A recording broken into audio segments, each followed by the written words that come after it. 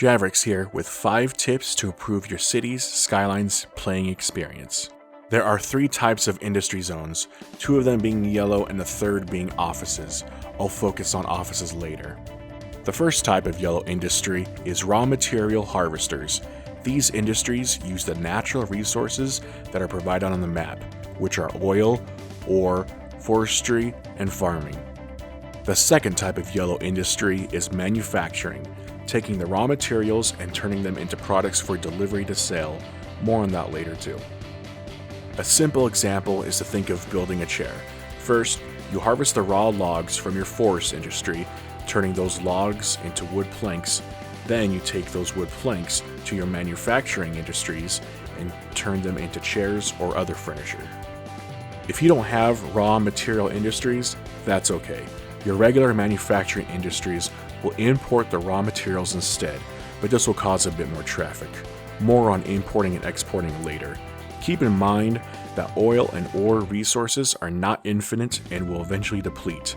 You'll need to redistrict those industries when that happens. Your residents don't like to live near your industry zones, but keep in mind they need an easy way to get to their jobs. Roads are the foundation to your city, so plan carefully but realize adjustments will always almost be necessary. If you are trying to make use of every square you possibly can, make a note that if you upgrade your small roads to medium or large roads, an extra row will be added when upgrading. Think of using roads in different tiers. Highways and one-way large roads are great for controlling the flow of high areas of traffic. One-way large roads are especially good when placed in a T format. Put services like fire, police, and schools on medium or large two-way roads. Put your residential, commercial, and offices on low or medium roads. Put your industries mostly on large roads, especially if they are doing a lot of importing and exporting. Don't be afraid of traffic lights or intersections. As long as they are properly spread out, you shouldn't have too much of an issue. This is especially important in your high traffic industry areas. Separate your residential, commercial, and offices away from your high traffic industry areas, and provide your industry areas with their own on and off access to highways. Citizens need to be able to easily and quickly get to work. Separating your industry areas is okay, but make sure your citizens can quickly travel to work. A dedicated highway, subway, or train access is a great option. Citizens will always take the shortest route. They will disregard traffic congestions when deciding which route to take. Touching back to tip 1, once your industry has manufactured a product, such as a chair or other furniture, they need to deliver it to your commercial zones to sell.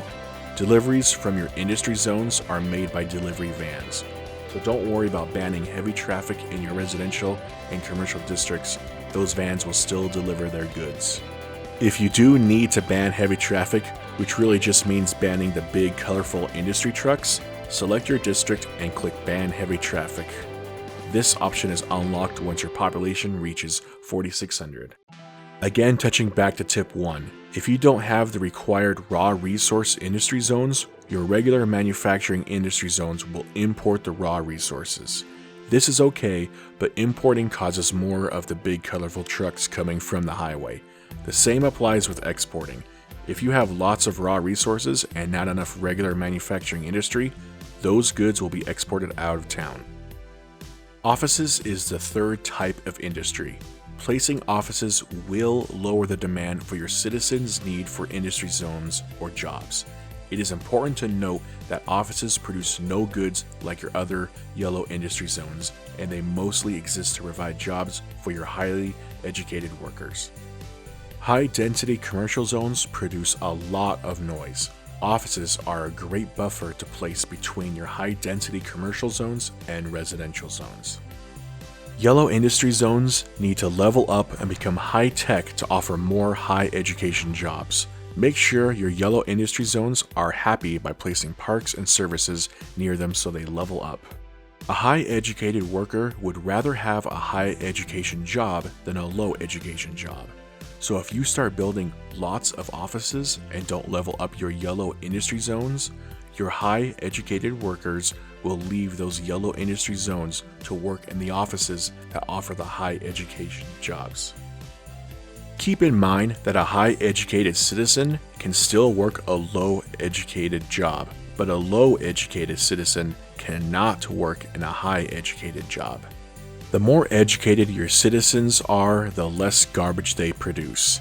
Point is, it is always in your best interest to educate all of your citizens and level up both your offices and yellow industry zones so your educated citizens have jobs.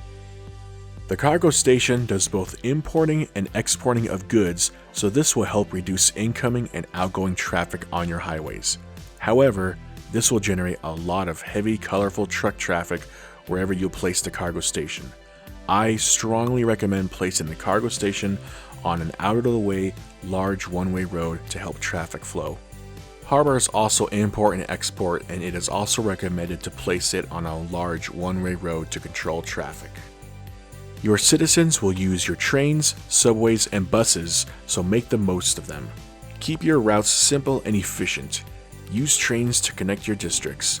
Use subways to connect large areas together, and use bus stops to gather people in smaller areas. Think of trains like your highways, subways like your large one-way roads, and bus routes like medium and low roads. Limit each bus stop to 2 different routes. And don't forget that your citizens love to walk and will happily walk to your transits if they're within a reasonable walking distance. I hope these tips improve your city's Skylines gaming experience.